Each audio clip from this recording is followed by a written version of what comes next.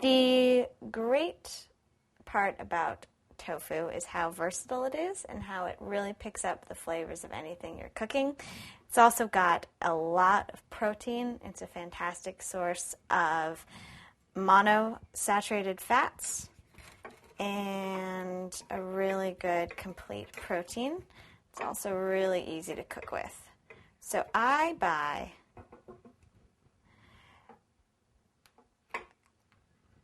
refrigerated tofu in a refrigerator case at any grocery store.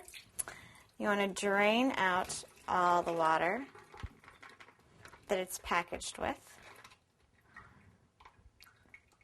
I've used packaged tofu that isn't refrigerated before, and it really just doesn't quite cook as well.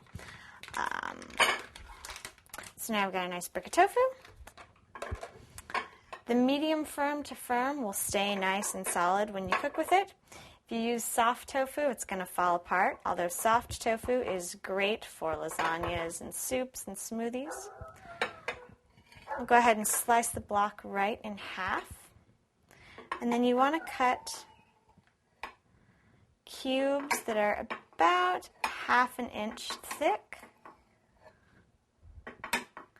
And because it's been stored in water for so long, it's still got a lot of water, so we're going to press it to help it dry out a little bit. That way it'll absorb our yummy, spicy, salty vegetable broth really well. So we'll set it on a plate, cubed like this. You can see we've got nice little cubes just like that.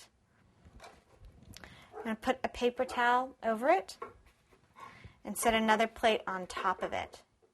That'll help absorb some of the water while we prepare the rest of the stir fry. And this should make enough for either 4 people or 2 really, really hungry people with a little bit of leftovers.